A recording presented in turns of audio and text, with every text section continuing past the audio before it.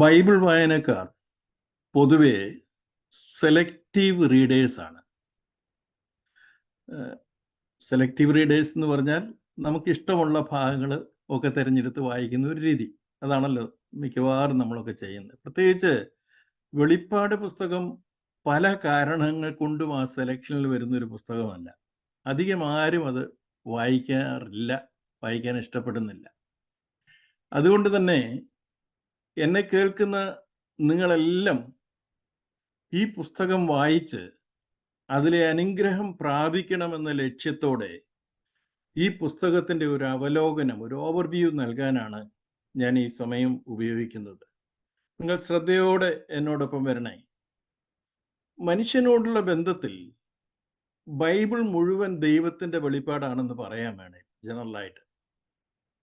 Revelation എന്ന വാക്കിൻ്റെ അർത്ഥം വെളിപ്പെടുത്തൽ, അനാവരണം എന്നൊക്കെയാണ്. ബൈബിളിലെ സത്യങ്ങൾ നമ്മൾ ആരും കണ്ടെത്തിയതല്ല, ദൈവത്തിൻ്റെ പരിശുദ്ധാത്മാവിനാൽ വെളിപ്പെടുത്തപ്പെട്ടതാണ്. അതുകൊണ്ടാണ് ഞാൻ ബൈബിൾ എല്ലാം ഒരു വെളിപ്പാടാണെന്ന് പറയാൻ കാരണം. ഉൽപ്പത്തി പുസ്തകത്തിൻ്റെ ആ ഭാഗത്തേക്ക് നമ്മൾ പോയാൽ അത് ആരംഭത്തിൻ്റെ പുസ്തകമാണ്, അതിനെ വെളിപ്പെടുത്തുന്നത്. അന്ത്യകാല സംഭവങ്ങൾ, കർത്താവിൻ്റെ മടങ്ങിവരവ്, അവൻ്റെ അന്ത്യകാല ഭരണം, നമ്മുടെ ഇറ്റേണിറ്റി, ശാശ്വതമായ അവസ്ഥ എന്നിവയെ മുൻകൂട്ടി കാണിക്കുന്ന പൂർത്തീകരണത്തിൻ്റെ പുസ്തകമാണ് വെളിപ്പാട് പുസ്തകം എന്ന് പറയുന്നത്. ബൈബിളിലെ ഒരു പുസ്തകവും വെളിപ്പാടിനേക്കാൾ വലിയ കൗതുകം സൃഷ്ടിച്ചിട്ടില്ല എന്നുള്ളതും ഒരു സത്യം. കാരണം അതിൽ വെളിപ്പെടുത്തിയിരിക്കുന്ന അഗാധമായ രഹസ്യങ്ങൾ, അവ്യക്തമായ പ്രതീകാത്മകത, ശക്തമായ പ്രവചനങ്ങൾ, വർണ്ണാഭമായ ഭാഷ എന്നിവയെല്ലാം ബാക്കി തിരുവെഴുത്തുകളിൽ നിന്ന് സമാനതകളില്ലാത്തതാണെന്ന് നമുക്ക് മനസ്സിലാക്കാൻ സാധിക്കും. എടുത്തു പറയുകയാണെങ്കിൽ പുതിയ നിയമത്തിലെ ഏക പ്രാവചനിക പുസ്തകമാണ്. പ്രവചനം എന്ന് കേൾക്കുമ്പം തന്നെ നമ്മളിൽ സമ്മിശ്ര പ്രതികരണമാണ് ഉണ്ടാകുന്നതെന്ന് എനിക്കറിയാം. കാരണം വളരെയധികം മിസ്യൂസ് ചെയ്തിട്ടുള്ളൊരു ഭാഗമാണ് ഇത്. വ്യാഖ്യാന പിശക് കൊണ്ടും വ്യാജ പ്രവചനങ്ങൾ കൊണ്ടും വിശ്വാസികളെ വഴിതെറ്റിച്ചിട്ടുള്ള ഒരു മേഖലയായതിനാൽ അതിനോടെല്ലാം ഒരു അകലം പാലിക്കുന്ന ഒരു ആത്മീയ ലോകമാണ് നമുക്ക് ചുറ്റുമുള്ളതെന്ന്. എന്നാൽ 1 തെസ്സലോനിക്കർ 5-ാം അധ്യായം അതിൻ്റെ 20-21 വാക്യങ്ങളിൽ പറയുന്നത്, പ്രവചനം തുച്ഛീകരിക്കരുത്, സകലവും ശോധന ചെയ്ത് നല്ലത് മുറുകെ പിടിപ്പീൻ. തീർച്ചയായും അത്തരമൊരു പരിശോധനയോടുകൂടി തന്നെ ഈ പ്രവചന പുസ്തകത്തെ നമുക്കൊന്ന് സമീപിച്ചു നോക്കാം. അതിൻ്റെ തുടക്കത്തിൽ മുഖവരിയായിട്ട് വെളിപ്പാട് പുസ്തകം 1-ാം അധ്യായം 1 മുതൽ 3 വരെയുള്ള വാക്യങ്ങൾ അത് ഞാൻ തന്നെ ഒന്ന് വായിച്ചു കേൾപ്പിക്കാം. യേശുക്രിസ്തുവിൻ്റെ വെളിപ്പാട് വേഗത്തിൽ സംഭവിപ്പാനുള്ളത് തൻ്റെ ദാസന്മാരെ കാണിക്കേണ്ടതിന് ദൈവം അത് അവന് കൊടുത്തു. അവനത് തൻ്റെ ദൂതന്മാർ മുഖാന്തരം അയച്ച് തൻ്റെ ദാസനായ യോഹന്നാന് പ്രദർശിപ്പിച്ചു. അവൻ ദൈവത്തിൻ്റെ വചനവും യേശുക്രിസ്തുവിൻ്റെ സാക്ഷ്യവുമായി താൻ കണ്ടതൊക്കെയും സാക്ഷീകരിച്ചു. ഈ പ്രവചനത്തിൻ്റെ വാക്കുകളെ വായിച്ച് കേൾപ്പിക്കുന്നവനും കേൾക്കുന്നവരും അതിൽ എഴുതിയിരിക്കുന്നത് പ്രമാണിക്കുന്നവരും ഭാഗ്യവാന്മാർ, അല്ലെങ്കിൽ അനുഗ്രഹീതർ. സമയം അടുത്തിരിക്കുന്നു. ഒന്നാമത്, ദൈവം യേശുക്രിസ്തുവിന് നൽകിയ വെളിപ്പാടാണിതെന്ന് പറയുന്നു. ദൈവം നൽകിയതാണ്. 2, യേശുക്രിസ്തു അത് തൻ്റെ ദൂതനെ അയച്ച് ദാസനായ യോഹന്നാന് വെളിപ്പെടുത്തി. യോഹന്നാൻ അത് ദൈവവചനത്തിലൂടെ നമ്മൾക്ക് വെളിപ്പെടുത്തിയിരിക്കുകയാണ്. അതുകൊണ്ട് ഞാൻ ആദ്യം പറഞ്ഞ കാര്യം, ഇതിലെ പ്രവചനത്തിൻ്റെ ഓതൻറ്റിസിറ്റിയെ കുറിച്ച് നമുക്ക് സംശയിക്കേണ്ട കാര്യമില്ല. It is from God himself through Jesus Christ. അപ്പം യേശുക്രിസ്തുവിലൂടെ തൻ്റെ ദൂതൻ മുഖാന്തരം അത് യോഹന്നാന് കൊടുത്തിട്ട് യോഹന്നാനിലൂടെ നമ്മൾക്ക് നൽകപ്പെട്ടിരിക്കുന്ന ഈ പുസ്തകത്തെ ഒരു വിധത്തിലും നമുക്ക് മറ്റ് പ്രവചനങ്ങൾ തെറ്റായിട്ടുണ്ടെങ്കിൽ അതിനോട് വെച്ച് തുലനം ചെയ്യേണ്ട കാര്യമൊന്നുമില്ല. അതിൻ്റെ ഓതൻറ്റിസിറ്റിയിൽ നമുക്ക് അല്പം പോലും സംശയിക്കേണ്ട കാര്യമില്ല. കാരണം ഇതിലുള്ളത് മനുഷ്യന്റെ വ്യാഖ്യാനമല്ല, യേശു ക്രിസ്തുവിന്റെ വെളിപ്പാടാണ്. ഈ സമയം ഇത് യോഹന്നാന് ലഭിക്കുമ്പോൾ, യോഹന്നാൻ ഡൊമീഷ്യൻ ചക്രവർത്തിയാൽ നാട് കടത്തപ്പെട്ട് പത്മോസ് എന്ന ദ്വീപിലായിരുന്നുവെന്ന് 9-ാം വാക്യത്തിൽ പറയുന്നുണ്ട്, 1-ാം അധ്യായത്തിൽ. അവിടെ വായിക്കുന്നത് ഇങ്ങനെയാണ്: നിങ്ങളുടെ സഹോദരനും യേശു ക്രിസ്തുവിന്റെ കഷ്ടതയിലും രാജ്യത്തിലും സഹിഷ്ണുതയിലും കൂട്ടാളിയുമായ യോഹന്നാൻ എന്ന ഞാൻ ദൈവവചനവും യേശുവിന്റെ സാക്ഷ്യവും നിമിത്തം പത്മോസ് എന്ന ദ്വീപിലായിരുന്നു. ഇത് ഒരു ഡീറ്റെയിൽഡ് സ്റ്റഡി അല്ലാത്തതുകൊണ്ട് ഞാൻ ആ തിരുവചനത്തിന് വെളിയിലുള്ള അതിൻ്റെ ഹിസ്റ്റോറിക്കൽ ഫാക്ട്സിലേക്കോ റെഫറൻസിലേക്കോ ഒന്നും കിടക്കുന്നില്ല. ഇതിനെല്ലാം ചരിത്രത്തിന്റെ പിൻബലം ഉണ്ടെന്നുകൂടി നിങ്ങൾ അറിഞ്ഞിരിക്കണം. അത് ഈ പുസ്തകത്തിന്റെ വിശ്വാസ്യത വർദ്ധിപ്പിക്കുന്നതാണ്. ഇത് സംഭവിക്കുമ്പോൾ യോഹന്നാൻ തൻ്റെ അപ്പനായ സെബദിയുടെ കൂടെ വല നന്നാക്കിക്കൊണ്ടിരുന്നിടത്ത് നിന്ന് ആ വലയും പടകും വിട്ട് യേശുവിനെ അനുഗമിച്ചിട്ട് 6 പതിറ്റാണ്ടിലധികമായിരുന്നു. 3.5 വർഷക്കാലം യേശുവിൻ്റെ കൂടെ നടന്നപ്പോൾ മറ്റ് ശിഷ്യന്മാർക്ക് പലർക്കും ലഭിക്കാത്ത പ്രിവിലേജസ്, അതായത് കാണാനും അറിയാനും കഴിയാത്ത പല കാര്യങ്ങളും ലഭിച്ച ഒരാളാണ് ഈ യോഹന്നാൻ. യായിറോസിന്റെ മകളെ ഉയർപ്പിക്കുന്ന രംഗം യേശുവിനോട് ചേർന്ന് നിന്ന് നേരിക്കണ്ടവനാവൻ. മറുരൂപമലയുടെ അനുഭവവും നേരിൽ കണ്ടവരിൽ ഒരാളാണ് യോഹന്നാൻ. തനിക്കും സഹോദരൻ യാക്കോബിനും യേശു കർത്താവ് സീമോന് പത്രോസ് എന്ന് പേരിട്ടപ്പം ഇവർക്ക് ഇടിമക്കൾ എന്ന് പേര് നൽകിയെന്ന് നമ്മൾ വായിക്കുന്നുണ്ട്. ദൈവരാജ്യത്തിൽ യേശുവിൻ്റെ ഇടതും വലത്തും ഇരിക്കാൻ വേണ്ടി വ്യാമോഹിച്ചവരിൽ ഒരാളാണ് യോഹന്നാൻ. യേശുവിനെ ഒറ്റിക്കൊടുത്ത രാത്രിയിൽ ഗെത്സമനയിൽ കൂടെ ഇരുന്ന് പ്രാർത്ഥിക്കാൻ വിളിക്കപ്പെട്ടവരിൽ ഒരാളായിരുന്നു ഇവൻ. കുരിശിന്റെ ചുവട്ടിൽ ആ ചരിത്ര സംഭവത്തിന് സാക്ഷിയായി നിന്നവൻ. യേശുവിന്റെ അമ്മയെ ആശ്വസിപ്പിച്ച് പരിപാലിക്കാൻ ചുമതല ലഭിച്ചവൻ. ഉയർപ്പിന്റെ ശേഷം ആദ്യമ കല്ലറയിലേക്ക് ഓടിയെത്തിയ മനുഷ്യൻ.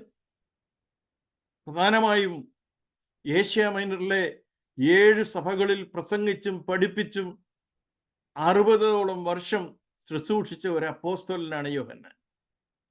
അങ്ങനെ യോഹന്നാനെ കുറിച്ച് പറഞ്ഞു പോകാൻ ഇനി ഏറെ ഉണ്ട്. എന്നാൽ 90-ാമത്തെ വയസ്സിലാണ് ദുഷ്ടനായ ഡൊമീഷ്യൻ ചക്രവർത്തി പത്മോസിലേക്ക് തന്നെ നാട് കടത്തുന്നത്.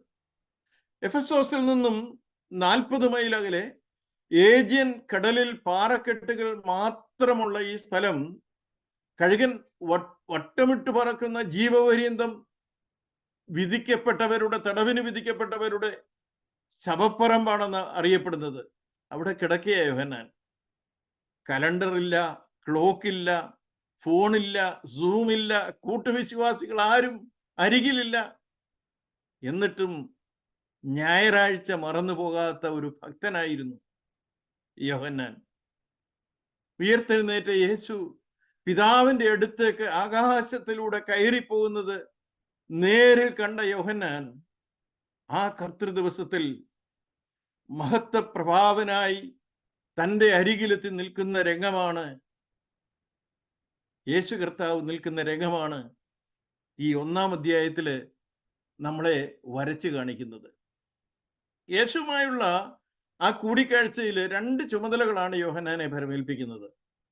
നീ കാണുന്നത് ഒരു പുസ്തകത്തിൽ എഴുതുക, 7 സഭകളെ എന്നിട്ട് അതറിയിക്കുക. 7 സഭകൾ എന്ന് പറയുമ്പോൾ Ephesus, Smyrna, Pergamos, തിയതൈര, Sardis, Philadelphia, ലവോദിക്കിയ, അതെല്ലാം അവിടെ 1-ാം അധ്യായം അതിൻ്റെ 11-ാമത്തെ വാക്യത്തിൽ ആ സഭകളുടെ പേര് തന്നെ പറയുന്നു. മുന്നോട്ട് പോകുമ്പോൾ ഈ പുസ്തകത്തില് എതിർ ക്രിസ്തുവിനെയും പിശാചിനെയും കള്ളപ്രവാചകനെയും നമുക്ക് കാണിക്കുന്നുണ്ട്. കൂടാതെ ദൈവത്തിന്റെ ന്യായവിധി ഭൂമിയിൽ സംഭവിക്കാനിരിക്കുന്ന ആ മഹാവിപത്ത്, ലോക മത വാണിജ്യ വ്യവസ്ഥിതികളുടെ പ്രതീകാത്മകമായ ബാബിലോണിന്റെ നാശം, ഇതെല്ലാം വിശദമായിട്ട് അവിടെ കാണിക്കുന്നുണ്ട്. എന്നാൽ അതിലേറ്റവും എല്ലാറ്റിലും ഉപരിയായിട്ട് ഈ പുസ്തകം വെളിപ്പെടുത്തുന്നത് യേശു ക്രിസ്തുവിനെ തന്നെയാണ്. ഇത് യേശു ക്രിസ്തുവിന്റെ വെളിപ്പാടാണ്, യേശു ക്രിസ്തുവിന്റെ വെളിപ്പെടുത്തലാണ് ഇതിന്. വായനക്കാരെ 144,000 ആരാണെന്നും മർമ്മം മഹതിയാം ബാബിലോൺ എന്താണെന്നും 666 പൊരുൾ എന്താണെന്നും ഒക്കെ അറിഞ്ഞെങ്കിലേ ഈ പുസ്തകത്തിലെ സന്ദേശം മനസ്സിലാകുമെന്ന് ചിന്തിപ്പിക്കുന്നത് ഇത് വായിക്കാതിരിക്കാനും ഇതിലെ കാര്യങ്ങൾ അറിയാതെ ഇരിക്കാനുമുള്ള പിശാചിന്റെ തന്ത്രമാണെന്ന് മറന്നു പോകരുത്. നമ്മൾ കേട്ടല്ലോ, വായിക്കുന്നതും കേൾക്കുന്നതും അതനുസരിക്കുന്നതും ഒക്കെ അനുഗ്രഹമാണെന്ന്. ആ അനുഗ്രഹം നഷ്ടപ്പെടുത്താനുള്ള പിശാചിന്റെ തന്ത്രമാണ്. ഇത് വായിക്കുന്നതിലൂടെ നമ്മൾക്ക് ലഭിക്കാതിരിക്കുന്ന അനുഗ്രഹം ഇല്ലാതെയാക്കാൻ, ലഭിക്കാനിരുന്ന ആ അനുഗ്രഹം ഇല്ലാതെയാക്കാനുള്ള പിശാചിന്റെ തന്ത്രമാണ് എന്ന് മനസ്സിലാക്കണം. മറ്റെല്ലാം നാം മനസ്സിലാക്കിയിട്ട് യേശുവിനെ ഈ പുസ്തകത്തിൽ നിന്ന് കാണുന്നില്ലെങ്കിൽ വെളിപ്പാട് പുസ്തക പഠനം ഒരു നഷ്ടമായിരിക്കും. മറ്റൊന്നും മനസ്സിലായില്ലെങ്കിലും ഈ പുസ്തകത്തിൽ വെളിപ്പെടുത്തിയിരിക്കുന്ന യേശുവിനെ കണ്ടെത്തിയാൽ നമ്മൾ ഭാഗ്യമുള്ളവരാണ്. ജ്ഞാനികളായ പലർക്കും ആ കാര്യം പറ്റിയില്ല. അവർക്ക് പറ്റിയ ഏറ്റവും വലിയ അബദ്ധം എന്ന് പറയുന്നത് യേശുക്രിസ്തു അവർക്ക് ചരിത്ര പുസ്തകത്തിലെ ഒരു കഥാപാത്രം മാത്രമാണ്. തീർച്ചയായും യേശു ഒരു കെട്ടുകഥയല്ല, അവനൊരു ചരിത്ര പുരുഷൻ തന്നെയാണ്. പക്ഷേ മങ്ങിയ ഏതോ ഭൂതകാലത്തിൽ വർഷങ്ങൾക്ക് മുമ്പ് ജീവിച്ചിരുന്ന, ഏറ്റവും പ്രശംസനീയമായ പ്രവൃത്തികൾ ചെയ്ത ചരിത്രത്തിലെ ഒരു വ്യക്തി മാത്രമാണ് യേശു എന്ന് കരുതിയാൽ അവർക്കും നമ്മൾക്കും ഒക്കെ തെറ്റുപറ്റും. അവൻ തേജസ്സിന്റെ കർത്താവാണ്. ഈ ലോകത്തിന്റെ പ്രഭുക്കന്മാർ അതറിയാതെയായിരുന്നു അവനെ ക്രൂശിച്ചതെന്ന് തിരുവചനം പറയുന്നു. യേശുവിന് പറയാനുള്ളത്, ഞാൻ മരിച്ചവനായിരുന്നു, എന്നാൽ ഇതാ എന്നേക്കും ജീവിച്ചിരിക്കുന്നു. മരണത്തിന്റെയും പാതാളത്തിന്റെയും താക്കോൽ എൻ്റെ കൈവശമുണ്ട്. മാത്രമല്ല, ഞാൻ അൽഫയും ഒമേഗയും ഒന്നാമനും ഒടുക്കത്തവനും ആദിയും അന്തവുമാകുന്നുവെന്നതും യേശുവിൻ്റെ ക്ലെയിമാണ്. യേശു ഈ പറയുന്നതിന് മുഴുവൻ അത് ശരിയാണെന്ന് ഈ പുസ്തകം തുറന്നു നോക്കിയാൽ നമുക്ക് കണ്ടെത്തുവാൻ കഴിയും. അതിൻ്റെ അനുഭവത്തിലൂടെ എനിക്ക് നിങ്ങളോട് സാക്ഷിക്കുവാൻ കഴിയും. വേഗത്തിൽ സംഭവിപ്പാനുള്ള തൻ്റെ ദാസന്മാരെ കാണിക്കേണ്ടതിനാണ് യേശു ക്രിസ്തുവിൻ്റെ വെളിപ്പാട് ദൈവം അവന് കൊടുത്തതെന്ന് നമ്മൾ ഒന്നാമത്തെ വാക്യത്തിൽ വായിച്ചല്ലോ. ഭാവിയിൽ സംഭവിക്കാനിരിക്കുന്ന കാര്യമാണിത്. എന്നാൽ ഭാവിയിൽ അത് സംഭവിക്കുന്നത് വളരെ പെട്ടെന്നായിരിക്കും. ഇവയുടെ പൂർത്തീകരണത്തിനുള്ള സമയം അടുത്തിരിക്കുന്നുവെന്ന് 3-ാം വാക്യത്തിൽ നമ്മൾ വായിച്ചു. മരണം ഒരു യാഥാർത്ഥ്യമായിരിക്കുന്നത് പോലെ, അത് ഒരാളെ പെട്ടെന്ന് പിടികൂടുന്നത് പോലെ നൊടി ഇടയിലായിരിക്കും അത് സംഭവിക്കുന്നതെന്നാണ് വേഗത്തിൽ സംഭവിക്കുക എന്ന് പറഞ്ഞതിന് ഉദാഹരണമായി നമുക്ക് മനസ്സിലാക്കാൻ കഴിയുന്നൊരു സംഭവം. 19-ാം വാക്യം അനുസരിച്ച് ഈ പുസ്തകത്തിലെ കാര്യങ്ങളെ നമുക്ക് 3ആയിട്ട് തരംതിരിക്കാം. യോഹന്നാൻ കണ്ടത്, ഇപ്പോഴുള്ളത്, ഇനി സംഭവിക്കാനിരിക്കുന്നത്. എന്താണ് യോഹന്നാൻ കണ്ടത്? നമുക്കറിയാം, പലസ്തീനിലും ഗലീലയിലും അവരോടൊപ്പം തിന്നും കുടിച്ചും ഉറങ്ങിയും അത്ഭുതങ്ങൾ ചെയ്തും അവർക്ക് ഉപദേശങ്ങൾ നൽകിയും അവരോടൊപ്പം കഴിഞ്ഞ ഒരു യേശുവിനെ ആയിരുന്നില്ല അവൻ കണ്ടത്. 1-ാം അധ്യായം 13 മുതൽ 16 വരെയുള്ള വാക്യങ്ങളിൽ നമ്മളത് വായിക്കുന്നുണ്ട്. യോഹന്നാൻ കണ്ട യേശു ആരായിരുന്നുവെന്ന്. യോഹന്നാൻ തിരിഞ്ഞു നോക്കിയപ്പോൾ 7 പൊൻനിലവുകളെയും നിലവിളക്കുകളുടെ നടുവിൽ നിലയങ്കി ധരിച്ചു മാറത്ത് പൊൻകച്ച കെട്ടിയവനായി മനുഷ്യപുത്രനോട് സദൃശ്യനായിരുന്നവനെയും കണ്ടു. അവന്റെ തലയും തലമുടിയും വെളുത്ത പഞ്ഞി പോലെ ഹിമത്തോളം വെള്ളയും, കണ്ണ് അഗ്നിജ്വാലയ്ക്ക് ഒത്തതും, കാലുലയിൽ ചുട്ടുപഴുപ്പിച്ച വെള്ളോട്ടിന് സദൃശ്യവും, അവന്റെ ശബ്ദം പെരുവെള്ളത്തിന്റെ ഇരച്ചിൽ പോലെയും ആയിരുന്നു. അവന്റെ വലങ്കയിൽ 7 നക്ഷത്രമുണ്ട്. അവന്റെ വായിൽ നിന്ന് മൂർച്ചയേറിയ ഇരുവായ്ത്തലയുള്ള വാൾ പുറപ്പെടുന്നു. അവന്റെ മുഖം സൂര്യൻ ശക്തിയോടെ പ്രകാശിക്കുന്നത് പോലെ ആയിരുന്നു. യോഹന്നാൻ കണ്ട ഈ യേശുവിനെ നമ്മൾ കണ്ടിട്ടുണ്ടോ? നമ്മളിൽ പലരും കണ്ടിട്ടുള്ളത് ഏതോ ചിത്രകാരന്റെ ഭാവനയിൽ ഉരുത്തിരിഞ്ഞ യേശുവിനെ അല്ലേ? ലിയനാർഡോ ഡാവിഞ്ചിയുടെ ലാസ്റ്റ് സപ്പറിലുള്ള യേശുവിനെ, അതുപോലുള്ള പല ചിത്രങ്ങളുണ്ട്. ഏതോ ചിത്രകാരന്റെ ഭാവനയിൽ ഉരുത്തിരിഞ്ഞ ഏതോ ശില്പിയുടെ കരവിരുതുകൊണ്ട് നിർമ്മിച്ച ശില്പത്തിന് ദിവ്യത്വം കൽപ്പിച്ച് ആരാധിക്കുന്നവരെ കുറിച്ച് ഓർക്കുമ്പോൾ സങ്കടം തോന്നുന്നുണ്ട്. അവർ മാത്രമല്ല, പക്ഷേ വീണ്ടും ജനിച്ച രക്ഷിക്കപ്പെട്ട ദൈവമക്കൾക്ക് പോലും യേശു ഇപ്പോഴും രോഗം സൗഖ്യമാക്കാനും അനുഗ്രഹം നൽകാനും ആഗ്രഹങ്ങളൊക്കെ സഫലമാക്കാനും, നീ കുറെ കൂടെ ഭക്തി കൂടിയാൽ, ഞാനും അതിടയ്ക്കൊക്കെ പ്രാർത്ഥിക്കാറുണ്ട്, കഷ്ടപ്പെടുത്താതെ അങ്ങ് സ്വർഗത്തിൽ കൊണ്ടുപോകാനും. ഇവിടെ കിടന്ന് മരിക്കുന്നതിന് മുമ്പ് കഷ്ടപ്പെടുകയൊന്നും ചെയ്യരുത്. ഇതിനൊക്കെ ഉള്ള ഒരു ദൈവമായി മാത്രം നമ്മൾ യേശുവിനെ കാണുകയാണെങ്കിൽ യോഹന്നാൻ കണ്ടതായ യേശുവിനെ നമ്മൾ കണ്ടിട്ടില്ല. യോഹന്നാൻ അവിടുന്ന് ആരാണെന്ന് നമ്മൾക്ക് വെളിപ്പെടുത്തുകയാണ്. വാസ്തവത്തിൽ അവനല്ല വെളിപ്പെടുത്തിയത്, അവൻ കണ്ടതാണ്, കണ്ട കാര്യം നമ്മളോട് പറയുകയാണ്. ഈ കണ്ട കാര്യം എഴുതണമെന്ന് യേശു കർത്താവ് തന്നെ അവനോട് പറഞ്ഞത്. അതാണല്ലോ ഒന്നാമത്തെ കാര്യം, നീ കണ്ടത് എഴുതണം. അങ്ങനെയാണെങ്കിൽ യേശു കർത്താവിനും ആഗ്രഹം ഉണ്ടായിരുന്നു നമ്മൾ യോഹന്നാൻ കണ്ട യേശുവിനെ കാണണമെന്നുള്ളത്. നോക്കണേ, അങ്ങനെ ഒരു കാര്യം നമുക്ക് കാണാൻ കഴിയാതെ പോയാൽ വാഴ്ത്തപ്പെട്ട കർത്താവ് മധ്യാകാശത്തിൽ വെളിപ്പെടുമ്പോൾ ഒരുപക്ഷെ അവനെ തിരിച്ചറിയാതെ പോകാൻ സാധ്യതയുണ്ട്. ഇപ്പൊ വെളിപ്പാട് പുസ്തകത്തിൽ നമ്മൾക്കായിട്ട് അക്ഷരം കൊണ്ട് വരച്ചിട്ടിരിക്കുന്ന യേശുവിന്റെ ചിത്രം നമ്മുടെ ഹൃദയത്തിൽ ഒന്ന് പതിയട്ടെ. വെളുത്ത പഞ്ചി പോലെ ഹിമത്തോളം വെണ്മയുള്ള തലമുടിയും അഗ്നിജാലയ്ക്കൊത്ത കണ്ണും ചുട്ടുപഴിപ്പിച്ച വെള്ളോട്ടിന് സദൃശ്യമായ കാലും പെരുവെള്ളത്തിന്റെ ഇരച്ചിൽ പോലെ പുറപ്പെടുന്ന ആ ശബ്ദവും വായിൽ നിന്ന് മൂർച്ചയേറിയ ഇരുവായ്ത്തലയുള്ള വാള്, സൂര്യന്റെ ശക്തിയോടെ പ്രകാശിക്കുന്നവന്റെ മുഖം, 7 നക്ഷത്രം വലങ്കയിൽ പിടിച്ചുകൊണ്ട് നിൽക്കുന്ന ആ മാറത്ത് പൊൻകച്ച കെട്ടിയ യേശുവിനെ നമ്മുടെ മനസ്സിലൊന്ന് പതിക്കാം. അത് മായാതെ ഇരുന്നാൽ വിജയകരമായ ക്രിസ്തീയ ജീവിതം നയിക്കാൻ നമുക്ക് കഴിയുമെന്ന് പറഞ്ഞ് ഞാൻ മുന്നോട്ട് പോകട്ടെ. രണ്ടാമത്തെ ഭാഗത്ത് പറയുന്നത് ഇപ്പോഴുള്ളതിനെ കുറിച്ച് എഴുതാനാണ്. അതിന്റെ ഇമ്മീഡിയറ്റ് കോണ്ടെക്സ്റ്റിൽ ഞാൻ പറഞ്ഞ 2-3 അധ്യായങ്ങളിൽ കാണുന്ന ആ ഏഷ്യ മൈനറിലെ 7 സഭകളോടാണ് അത് പറയുന്നതെങ്കിലും ആത്യന്തികമായി കർത്താവിന്റെ മധ്യാകാശത്തിലെ വരവിനായി ഒരുക്കപ്പെടുന്ന സഭയെക്കുറിച്ചുള്ള വെളിപ്പാടാണ് ഇവിടെ എന്നതിനാൽ ഇത് സഭകളോട് പൊതുവായി പറയുന്ന കാര്യങ്ങളാണ്. പ്രധാനമായും 5 കാര്യങ്ങളാണ് ആ സഭകളോട് പറയുമ്പോൾ എല്ലാത്തിലും ഒരേ സീക്വൻസിൽ പറഞ്ഞു പോകുന്നത്. ഒന്നാമത്, അവരോടുള്ള ബന്ധത്തിൽ യേശു ആരായിരിക്കുന്നു എന്ന് പറയുകയാണ്, ഇൻട്രൊഡ്യൂസ് ചെയ്തു വരികയാണ്, ഒരു സെൽഫ് ഇൻട്രഡക്ഷൻ. എന്നിട്ട് അവർക്കുള്ളതായ ഗുണങ്ങളെ കുറിച്ച് യേശു കർത്താവ് പറയുക. അതിനുശേഷം അവരുടെ ഇടയിൽ യേശുവിന് ഇഷ്ടമില്ലാത്ത കാര്യങ്ങൾ ഉണ്ടെങ്കിൽ അത് കർത്താവ് എടുത്ത് പറയുന്നു. യേശു അവർക്ക് എന്നിട്ട് വാഗ്ദത്തങ്ങൾ നൽകുകയാണ്.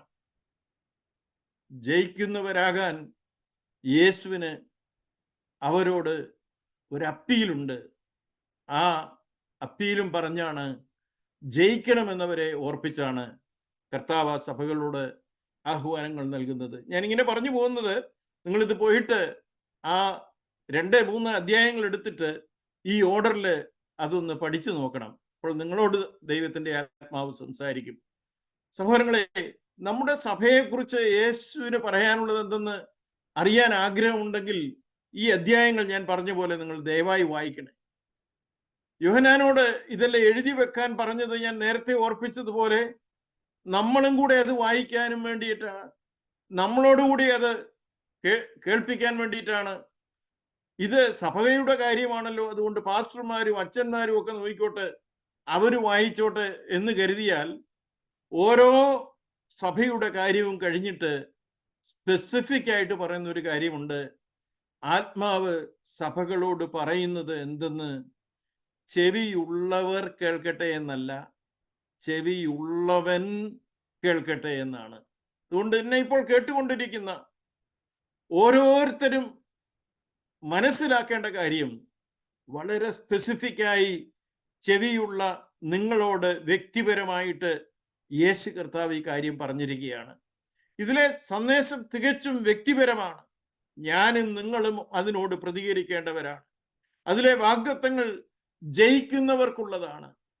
എങ്ങനെ ജയിക്കാമെന്ന് അരുമനാഥൻ പറഞ്ഞു തരുന്ന കാര്യം എന്നെ കേൾക്കുന്ന ആരും അറിയാതെ പോകരുതേ. 3-ാം അധ്യായം അവസാനിച്ചാൽ പിന്നെ 19-ാം അധ്യായത്തിലാണ് നമ്മൾ കുഞ്ഞാടിന്റെ കാന്തയായ സഭയെ കാണുന്നത്. അതുകൊണ്ട് തന്നെ മഹോപദ്രവത്തിന് മുമ്പേ സഭയെ ചേർക്കാൻ മധ്യാകാശത്തിൽ കർത്താവ് വരുമെന്ന് പ്രീ ട്രിബുലേഷൻ സിദ്ധാന്തക്കാർ വിശ്വസിക്കുന്നു. ഇതല്ലാതെ മഹോപദ്രവത്തിന്റെ മധ്യത്തിലാണ് കർത്താവ് വരുന്നതെന്ന്, അതല്ല മഹോപദ്രവകാലം കഴിഞ്ഞിട്ടാണ് കർത്താവ് വരുന്നതെന്നും പഠിപ്പിക്കുന്നവരുണ്ട്. അതിനെ മിഡ് ട്രിബുലേഷൻ തിയറി എന്നും പോസ്റ്റ് ട്രിബുലേഷൻ സിദ്ധാന്തമല്ല തിയറി എന്നും വിളിക്കുന്നു. അതിനെക്കുറിച്ചൊരു വിശദമായ പഠനത്തിന് വേണ്ടി പോവുകയല്ലേ ഞാനിത്. അതിന്റെ ഉദ്ദേശമല്ലല്ലോ നമുക്കിവിടെ ഉള്ളത്. എന്നാൽ വേദപുസ്തക പഠനത്തോട് നീതി പുലർത്തേണ്ടതിന് മഹോപദ്രവ കാലത്തിന് മുൻപേ കർത്താവ് സഭയെ മധ്യാകാശത്തിൽ ചേർക്കുവാൻ വരുമെന്ന് വിശ്വസിക്കുന്ന കൂട്ടത്തിലാണ് ഞാനെന്ന് നിങ്ങളെ ഓർപ്പിച്ചുകൊണ്ടാണ് ഈ കാര്യം മുന്നോട്ട് കൊണ്ടുപോകുന്നത്. മറ്റ് തരത്തിൽ വിശ്വസിക്കുന്നവർ അവരങ്ങനെ വിശ്വസിക്കട്ടെ, അത് ശരിയോ തെറ്റോ എന്ന് പറഞ്ഞു പോവുകയല്ല ഞാൻ എൻ്റെ ഈ പ്രസന്റേഷനിൽ നിങ്ങൾക്ക് ആ ഒരു അപ്രോച്ചിലുള്ള ഒരു ആൻസറാണ് വെളിപ്പാട് പുസ്തക പഠനത്തിൽ നിന്ന് ലഭിക്കുക എന്ന് ഓർപ്പിക്കണമെങ്കിൽ എൻ്റെ സ്റ്റാൻഡ് പറയണമല്ലോ. ആ വിശ്വാസത്തോടെ 4-ാം അധ്യായത്തിലേക്ക് നമ്മൾ നോക്കിയാൽ യോഹന്നാൻ പറയുന്നത് അനന്തരം സ്വർഗം തുറന്നിരിക്കുന്നതും അവിടെ യോഹന്നാൻ കാണുന്ന കാര്യം നമുക്കവിടെ കാണുവാൻ സാധിക്കും. സ്വർഗം തുറന്നിരിക്കുന്ന ഒരു കാഴ്ച. അതില് കാഹളനാദത്തോടെ യോഹന്നാനോട് സംസാരിക്കുന്ന ഒരു ശബ്ദം കേൾക്കുക. ആ ശബ്ദം പറയുന്നത്, ഇവിടെ കയറി വരിക, മേലാൽ സംഭവിപ്പാനുള്ളത് ഞാൻ നിനക്ക് കാണിച്ചു തരാം. ഒരു കൽപ്പനയായിരുന്നു അത്. ഈ വചനത്തിന്റെ ഇമ്മീഡിയറ്റ് കോണ്ടസ്റ്റില് നമ്മൾ സഭയുടെ കാര്യം കണ്ടതുപോലെ മേലാൽ സംഭവിപ്പാനുള്ളത് കാണിക്കാനാണ് യോഹന്നാനെ അവിടേക്ക് വിളിച്ചിരിക്കുന്നത്. യോഹന്നാനോട് കർത്താവ് എഴുതാൻ പറഞ്ഞ 3-ാമത്തെ കാര്യം തുടങ്ങുന്നത് ഇവിടെ നിന്നാണ്. യോഹന്നാൻ കണ്ടത് 1-ാം അധ്യായത്തിലും ഇപ്പോഴുള്ളത് 2-3 അധ്യായങ്ങളിലുമാണെന്ന് നമ്മൾ മനസ്സിലാക്കി കഴിഞ്ഞു. ഇനി 4 മുതൽ 22 വരെ ഉള്ള ആ കാര്യങ്ങൾ, അധ്യായത്തിലെ കാര്യങ്ങൾ വേഗത്തിൽ സംഭവിക്കാനുള്ള കാര്യങ്ങളാണ്. ഞാൻ വേഗത്തിൽ സംഭവിക്കുക എന്ന് പറഞ്ഞതിനെ നിങ്ങൾക്ക് മനസ്സിലാക്കാൻ വേണ്ടി പെട്ടെന്നുള്ള മരണത്തെ കുറിച്ച് ഞാനൊന്ന് പറഞ്ഞിരുന്നല്ലോ. അത് മനസ്സിലിരിക്കണേ. അല്ലാതെ ഇപ്പോൾ ഈ പറഞ്ഞുകൊണ്ടിരിക്കുമ്പോൾ സംഭവിക്കും എന്നുള്ള, അപ്പോഴും സംഭവിക്കാം, എന്നാൽ അത് സംഭവിക്കുമ്പോൾ പൊടുന്നനെയായിരിക്കും എന്നുള്ള കാര്യമാണ് അവിടെ മനസ്സിലാക്കേണ്ടത്. 4-5 അധ്യായങ്ങളിലേക്ക് നമ്മൾ വരുമ്പോൾ ദൈവത്തിന്റെ മഹത്വ സിംഹാസന മുറിയും അവിടെ നടക്കുന്ന മഹത്തായ ആരാധനകളും അറുക്കപ്പെട്ട കുഞ്ഞാട് സിംഹാസനത്തിൽ ഇരിക്കുന്നവന്റെ കയ്യിൽ നിന്ന് ലോകത്തിന്റെ ന്യായവിധിയെയും ഭാവിയെയും കുറിക്കുന്ന 7 മുദ്രകളാൽ മുദ്രയിടപ്പെട്ട ഒരു ചുരുൾ ഏറ്റുവാങ്ങുന്നതുമായ മനോഹരവും അപ്പോൾ തന്നെ ഗൗരവമേറിയുമായ കാഴ്ചയാണ് നമ്മൾ അവിടെ കാണുന്നത്. ശരിയായുള്ള ദൈവിക ആരാധന എന്താണെന്ന് അറിയണമെന്നുണ്ടെങ്കിൽ ഈ 4-5 അധ്യായങ്ങളിൽ പോയി നോക്കിയാൽ മതി. ഇന്ന് നമ്മൾ കാണിച്ചു കൂട്ടുന്ന കാര്യങ്ങൾക്കൊക്കെ ദൈവപ്രസാദമുള്ള ആരാധനയാണോ അത് എന്ന് പരിശോധിക്കാനും ആ കാര്യം നമ്മളെ സഹായിക്കും. ഞാൻ അത്രേ പറഞ്ഞ് ആരാധനയോടുള്ള ബന്ധത്തിൽ നിങ്ങളത് പോയി കാണണേ, അത് വായിക്കണേ, അത് മനസ്സിലാക്കണേ എന്ന് അപേക്ഷിച്ച് മുന്നോട്ട് പോവുകയാണ്. 6 മുതൽ 18 വരെയുള്ള അധ്യായങ്ങളിൽ യഹൂദയുടെ സിംഹവും അറുക്കപ്പെട്ട കുഞ്ഞാടുമായ കർത്താവായ യേശു അവിടത്തേക്ക് മാത്രം പൊട്ടിക്കാൻ കഴിയുന്ന മുദ്രകളുള്ള ചുരുൾ തുറന്ന് അവയുടെ ഉള്ളടക്കം ഭൂമിയിലേക്ക് ചൊരിയുന്ന രംഗങ്ങളാണ് നമ്മൾ കാണാൻ പോകുന്നത്. 6 മുതൽ 18 വരെയുള്ള അധ്യായങ്ങളിൽ കാണാം. ഏഴുകളുടെ ന്യായവിധി ഒരു സീരീസ് തന്നെയാണ് തുടർന്ന് അങ്ങോട്ട് നടക്കുന്നത്. ഏഴുകളുടെ ന്യായവിധി എന്ന് ഞാൻ പറയാൻ കാരണം ആദ്യത്തെ 7 മുദ്രകൾ പൊട്ടിച്ചുള്ള ന്യായവിധിയാണ്. അത് അവസാനിക്കുമ്പോൾ 7ാമത്തെ മുദ്രയിൽ നിന്ന് തന്നെ 7 കാഹളങ്ങൾ, ന്യായവിധിയുടെ കാഹളങ്ങൾ പുറപ്പെടുകയാണ്. ആ 7 ന്യായവിധിയുടെ കാഹളങ്ങളുടെ ഊത്തിന് ആ ഊത്ത് കഴിഞ്ഞാലുടനെ 7ാമത്തെ കാഹളത്തിൽ നിന്ന് ഇതാ ദൈവത്തിന്റെ ക്രോധകലശം, 7 ക്രോധകലശങ്ങൾ ന്യായവിധി നടത്താൻ വരുന്ന രംഗം കാണാൻ സാധിക്കും. ഇവിടെ നമ്മൾക്ക് ഒരു കാര്യം അറിഞ്ഞിരിക്കണം. ഈ ന്യായവിധി എന്ന് പറഞ്ഞത് നമുക്ക് പ്രത്യേകിച്ച് ഒന്നും ചെയ്യാൻ കഴിയുന്ന കാര്യമല്ല ഇവിടെ. കാരണം ദൈവത്തിങ്കിൽ നിന്ന് വരുന്ന ന്യായവിധിയാണ്. അത് നമ്മുടെ പൊളിറ്റിക്കൽ സിസ്റ്റത്തോട്, റിലീജിയസ് സിസ്റ്റത്തോട്, കൊമേഴ്സ്യൽ സിസ്റ്റത്തോട്, അന്തിക്രിസ്തുവിനും കള്ളപ്രവാചകനും പിശാചിനും അടിമകളായിരിക്കുന്ന ഈ സിസ്റ്റങ്ങളോടെല്ലാം നടത്തുന്ന ദൈവത്തിന്റെ ന്യായവിധിയാണ്. ഇവിടെ 18ാം അധ്യായത്തില് അതിന്റെ 20ാമത്തെ വാക്യത്തിൽ നമ്മൾ വായിക്കുന്ന ഒരു വാക്യമുണ്ട്. ഈ ന്യായവിധികളെ എല്ലാം വെച്ചുകൊണ്ട് അവിടെ സ്വർഗമേ, വിശുദ്ധന്മാരും അപ്പോസ്തലന്മാരും പ്രവാചകന്മാരുമായുള്ളവരെ, ദൈവം അവളോട് നിങ്ങൾക്ക് വേണ്ടി പ്രതികാരം നടത്തിയത് കൊണ്ട് അവളെ ചൊല്ലി ആനന്ദിപ്പീൻ എന്നാ പറഞ്ഞിരിക്കുന്നത്. നോക്കണേ, സത്യത്തിൽ നമുക്കിത് വായിച്ചു കഴിഞ്ഞാൽ സന്തോഷിക്കാനൊന്നുമില്ല. എന്നാൽ എന്തുകൊണ്ടാണ് വിശുദ്ധന്മാരോട് സന്തോഷിക്കാൻ പറയുന്നത്? വിശുദ്ധന്മാരുടെ രക്തവും അവന്റെ സാക്ഷികളുടെ രക്തവും ചൊരിഞ്ഞവരോടുള്ള ദൈവത്തിന്റെ ന്യായവിധിയാണ് ഈ 6 മുതൽ 18 വരെയുള്ള അധ്യായങ്ങളിൽ നമ്മൾ കാണുന്നതെന്ന് ഓർത്തിരിക്കണം. അതുകൊണ്ടാണ് ഞാൻ പറഞ്ഞത്, ഇവിടെ നമ്മൾക്ക് പ്രത്യേകിച്ച് ഒന്നും ചെയ്യാനോ മാറ്റാനോ കഴിയില്ല. എന്നാൽ 1, 2 ഭാഗങ്ങളുണ്ടല്ലോ നമ്മൾ കണ്ടത്, ഇപ്പോഴുള്ളത്. ആ ഏരിയാസിൽ നമ്മൾക്ക് എന്തെങ്കിലും ചെയ്യാൻ കഴിയും. കർത്താവിന്റെ വിളിയോടും തെരഞ്ഞെടുപ്പിനോടുമുള്ള ബന്ധത്തിൽ പ്രവർത്തിക്കാനുള്ള സമയം ഇപ്പോഴാണ്. ഈ വചനം കേൾക്കുന്ന നിങ്ങൾക്ക് ഇവിടെ കയറി വരുവീൻ എന്ന ഭാഗ്യകരമായ ആ ശബ്ദം കേൾക്കാൻ അതിനൊരുക്കത്തിനുള്ള സമയമാണ് ഈ 1, 2 ഭാഗങ്ങളിൽ നിന്ന് നമുക്ക് ലഭിക്കുന്നതെന്ന് ഞാൻ പിന്നെയും ഓർപ്പിക്കട്ടെ. നമ്മളെല്ലാം കാണാൻ കൊതിക്കുന്ന മനോഹര നാളിന്റെ കാഴ്ചയാണ് 19ാം അധ്യായത്തിൽ അരങ്ങേറുന്നത്. ഹല്ലേലൂയ ഘോഷത്തോടെ സർവശക്തിയുള്ള ദൈവമായ കർത്താവ് ഭൂമിയിൽ രാജ്യത്വം ഏറ്റിരിക്കുന്നതിന്റെ വിളംബരമാണ് ആദ്യം അവിടെ കേൾക്കുന്നത്. എന്നിട്ട് നടക്കുന്നത് കുഞ്ഞാടിന്റെ കല്യാണമാണ്. കുഞ്ഞാടിന്റെ കല്യാണം എന്ന് കേൾക്കുമ്പോൾ ദൈവമക്കളായി നമ്മൾക്കെല്ലാം വലിയ സന്തോഷമാണ്. കാരണം അവന്റെ കാന്തയും തന്നെത്താൻ അതിനായി ഒരുക്കിയിരിക്കുന്നു എന്നിവിടെ അവിടെ പറഞ്ഞിട്ടുണ്ട്. അയ്യോ, കാന്തയില്ലാതെ എന്ത് കല്യാണമാ. അപ്പോൾ ആ 19ാം അധ്യായത്തിൽ നോക്കണേ, അവിടെ കുഞ്ഞാടിന്റെ കാന്ത ആ സമയത്ത് സ്വർഗത്തിലാ. ഈ പോസ്റ്റ് ട്രിബുലേഷൻ ഒക്കെ പറഞ്ഞു പോകുന്നവരോട് എനിക്ക് യോജിക്കാൻ കഴിയാത്തത് കൊണ്ടാണ്. പോട്ടെ, ഞാൻ ആ തിയറിയിലേക്ക് പോകുന്നില്ല. ഇപ്പോഴിവിടെ ഓൾറെഡി കുഞ്ഞാടിന്റെ കാന്ത സ്വർഗത്തിലാണ്, കല്യാണം നടക്കുകയാണ്. അവരുടെ കല്യാണം അവിടെ നടക്കുമ്പോൾ അക്ഷരാർത്ഥത്തില് ഒരു കാര്യം, ഇത് നിങ്ങൾ തെറ്റിദ്ധരിക്കരുത്, ഇത് അക്ഷരാർത്ഥത്തിൽ നടക്കുന്ന ഒരു കല്യാണമൊന്നുമല്ല.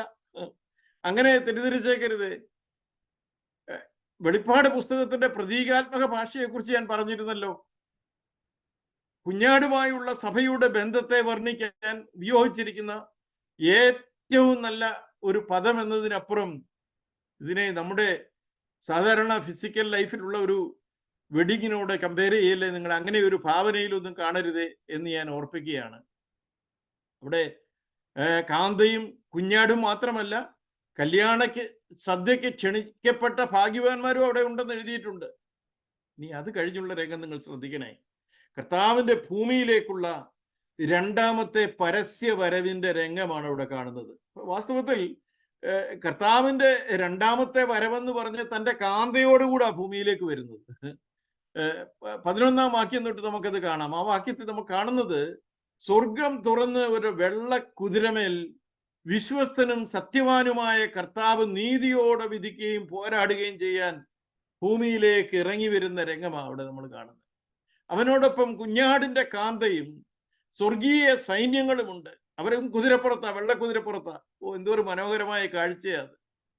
അവൻ മൃഗത്തെയും അതിന്റെ മുമ്പാകെ താൻ ചെയ്ത അടയാളങ്ങളാൽ മനുഷ്യരെ ചതിച്ച് മൃഗത്തിന്റെ മുദ്ര ഏൽപ്പിക്കുകയും അതിന്റെ പ്രതിമയെ നമസ്കരിപ്പിക്കുകയും ചെയ്ത കള്ളപ്രവാചകനെയും പിടിച്ചുകെട്ടി ഇരുവരെയും ഗന്ധകം കത്തുന്ന തീപ്പൊയ്കയിൽ ജീവനോടെ തള്ളിക്കളഞ്ഞുവെന്നാണ് നമ്മൾ ആ അധ്യായത്തിൽ വായിക്കുന്നത്.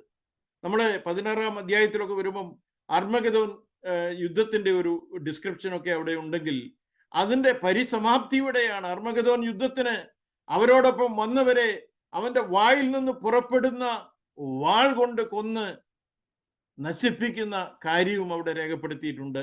അവന്റെ വായിൽ മൂർച്ചയേറിയ വാള് പുറപ്പെടുന്നത് നമ്മൾ യോഹന്നാൻ കണ്ട ദർശനത്തിൽ കണ്ടതാണല്ലോ. അതുകൊണ്ടാണ് അവൻ അവിടെ ഈ കൂടെ വന്ന ഭൂരാജാക്കന്മാരെയും ആ സർവ്വ സൈന്യാധിപന്മാരെയും എല്ലാം നശിപ്പിക്കുന്നെന്ന് ഓർക്കണം. നോക്കണേ, ഈ മഹായുദ്ധത്തില് ശത്രുവിനോട് പോരാടി ജയിക്കുന്നത് നമ്മുടെ കർത്താവ് തനിച്ചാണെന്നുള്ള കാര്യം മറന്നു പോകരുത്. നമ്മൾ വിചാരിക്കും വേറെ ആരാണ്ടൊക്കെ കൂടി കർത്താവിനെ സഹായിക്കാനുണ്ടെന്ന്. ഒരിക്കലുമല്ല. ഇവിടെ ലോകം സർവനാശത്തിനു വേണ്ടി ഉണ്ടാക്കി വെച്ചിരിക്കുന്ന എല്ലാ യുദ്ധ സാമഗ്രികളും അതിന്റെ കോപ്പുകളും അതോടുകൂടി നശിക്കുകയാണ് ചെയ്യുന്നത്. 20-ാം അധ്യായത്തിൽ വരുമ്പോൾ പിശാചിനെ 1000 വർഷത്തേക്ക് തടവിലാക്കിയുള്ള സഹസ്രാബ്ദ വാഴ്ച നമുക്ക് കാണുവാൻ സാധിക്കും. പിശാച് കാരണമാണ് തങ്ങൾ പാപം ചെയ്യുന്നതെന്ന് ആർക്കും ന്യായം പറയാതിരിക്കുന്നതിന് വേണ്ടി കൂടിയാണ് ഈ 1000 ആണ്ടേക്ക് അവനെ അവിടെ പിടിച്ചു കെട്ടിയിട്ടതെന്ന് എനിക്ക് തോന്നുന്നു. കർത്താവിന്റെ ഭരണത്തില് 1000 ആണ്ട് കഴിഞ്ഞിട്ട് അത്രയും നാള് സുഖമായി ജീവിച്ച ആളുകള്, ആ തലമുറ പിശാചിനെ തുറന്നു വിടുന്ന ഉടനെ ഓടിച്ചെന്ന് അവന്റെ കൂടെ പക്ഷം ചേരുക. എന്നിട്ട് വിശുദ്ധന്മാരുടെ പാളയത്തെയും പ്രിയ നഗരത്തെയും ആക്രമിക്കാൻ വേണ്ടി പോകുന്ന രംഗം നമ്മൾ അവിടെ കാണുന്നു. എന്നാൽ അവിടെയും ആകാശത്ത് നിന്ന് തീ ഇറങ്ങി അവരെ ദഹിപ്പിച്ചു കളയുക. പിന്നീടുള്ള കാര്യങ്ങൾ വളരെ വേഗത്തിലാണ് നടക്കുന്നത്. അവരെ വഞ്ചിച്ച പിശാചിനെ മൃഗവും കള്ളപ്രവാചകനും കിടക്കുന്ന ഗന്ധക തീപ്പൊയ്യിലേക്ക് തള്ളിയിടുന്നു. അവർ എന്നേക്കും രാപ്പകൽ അവിടെ കിടന്ന് ദണ്ഡനം സഹിക്കുകയാണ്. ഉടനെ വെള്ളസിംഹാസനം പ്രത്യക്ഷപ്പെടുകയാണ്. വെള്ളസിംഹാസനത്തിൽ അവൻ ഇരിക്കുമ്പോഴേക്ക് അവന്റെ മുമ്പിൽ നിന്ന് ഇപ്പോഴുള്ള ഭൂമിയും ആകാശവും ഓടിപ്പോകുന്നു. പിന്നെ അതിനെ കണ്ടില്ലെന്നാ നമ്മൾ അവിടെ വായിക്കുന്നത്. എന്നിട്ട് അതിനുശേഷം നമുക്ക് കാണുവാൻ സാധിക്കുന്നത് യേശുവിൽ വിശ്വസിക്കാത്ത മനുഷ്യവർഗത്തിന്റെ അന്ത്യന്യായവിധി ആ വെള്ളസിംഹാസനത്തിൽ അരങ്ങേറുകയാണ്. അങ്ങനെ ആ ന്യായവിധിയുടെ ഒടുവിൽ മരണത്തെയും പാതാളത്തെയും തീപ്പൊയ്കയിൽ തള്ളിയിടുന്നു. ഈ തീപ്പൊയ്കയാണ് രണ്ടാമത്തെ മരണമെന്ന് തിരുവചനം പറയുന്നത്.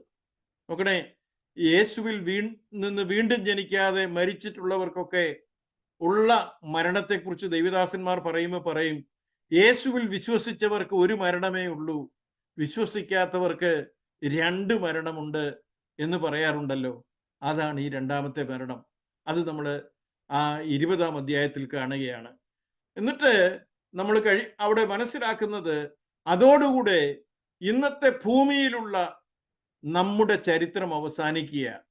പിന്നെ നമ്മൾ 21, 22 അധ്യായങ്ങളിൽ കാണുന്നത് പുതിയ ആകാശത്തിന്റെയും പുതിയ ഭൂമിയുടെയും ഒരു ഹ്രസ്വ ചിത്രമാണ്. ഭർത്താവിനായി അലങ്കരിച്ച മണവാട്ടിയെ പോലെ സ്വർഗത്തിൽ നിന്ന് ദൈവസന്നിധിയിൽ നിന്ന് തന്നെ ഒരുങ്ങി ഇറങ്ങുന്ന പുതിയ യെരൂശലേം, ആ വിശുദ്ധ നഗരത്തില് ദൈവത്തിന്റെ സിംഹാസനമുണ്ട്. ദൈവത്തിന്റെ സിംഹാസനം ഇപ്പോൾ ഈ പുതിയ ആകാശത്തിലും പുതിയ ഭൂമിയിലേക്കും ഇറങ്ങി വന്നിരിക്കുക, സ്വർഗത്തിലല്ല. ഇതാ മനുഷ്യരോടുകൂടെ ദൈവത്തിന്റെ കൂടാരം. അവൻ അവരോടുകൂടെ വസിക്കും, അവർ അവന്റെ ജനമായിരിക്കും. ദൈവം താൻ അവരുടെ ദൈവമായി അവരോടുകൂടെ ഇരിക്കും. അവൻ അവരുടെ കണ്ണിൽ നിന്ന് കണ്ണുനീരെല്ലാം തുടച്ചു കളയും. മരണമില്ലാത്ത ദുഃഖവും മുറവിളിയും കഷ്ടതയുമില്ലാത്ത സകലവും പുതുതാക്കിയ ആ മനോഹര ദിവസത്തേക്ക് കൊണ്ടെത്തിക്കുന്ന ദൈവത്തിന്റെ സന്ദേശം വിശ്വാസയോഗ്യവും സത്യവുമാണെന്ന് ഈ പുസ്തകത്തിൽ ആവർത്തിച്ച് പറഞ്ഞിട്ടുണ്ട്. ഞാൻ ഇതിന്റെ ഓതന്റിസിറ്റിയെ കുറിച്ച് മുൻപേ ഓർപ്പിച്ചിരുന്നല്ലോ. ഇന്നലകളെക്കുറിച്ചും ഇന്നിനെക്കുറിച്ചും തിരുവചനം പറഞ്ഞിട്ടുള്ളത് ശരിയായി വന്നെങ്കിൽ വേഗത്തിൽ സംഭവിപ്പാനിരിക്കുന്ന കാര്യവും വിശ്വാസയോഗ്യവും സത്യവുമാണെന്നറിഞ്ഞ് ഈ പ്രവചന ഭാഗങ്ങൾ വായിച്ച് കേൾപ്പിക്കാനും കേൾക്കാനും അതിലെഴുതിയിരിക്കുന്നത് പ്രമാണിച്ച് ജീവിക്കാനും ദൈവത്തിൻ്റെ പരിശുദ്ധാത്മാവ് നമ്മളെ ഏവരെയും സഹായിക്കട്ടെ എന്ന പ്രാർത്ഥനയോടെ ഞാൻ എൻ്റെ വാക്കുകൾ ഇവിടെ നിർത്തുന്നു. കർത്താവ് വേഗം വരുന്നു. ആമേൻ.